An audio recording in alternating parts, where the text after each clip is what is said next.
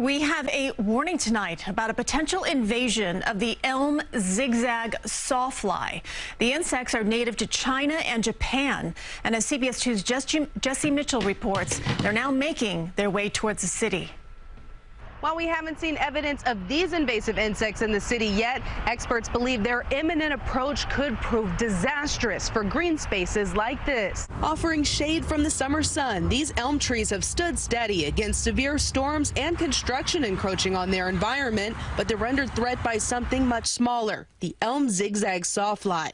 The city has started monitoring all parks under advisement by the State Department of Environmental Conservation. At least in the short term, the impact is going to be higher on urban and suburban trees, street trees and trees in people's yards than it will be in a forested setting. In the adult stage, the elm zigzag sawfly looks similar to a more familiar foe, certainly not as scary as some other common critters.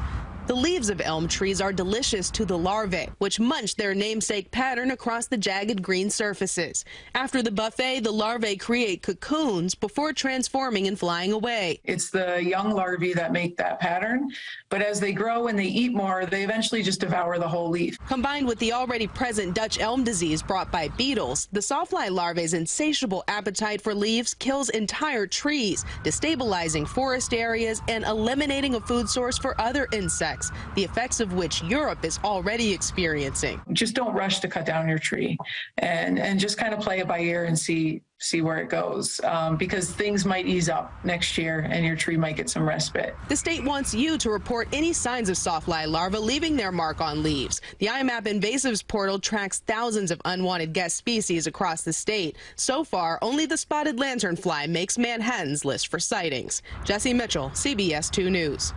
If you have seen signs of the elm zigzag sawfly or any other invasive species, find out how to report it on CBSNewYork.com.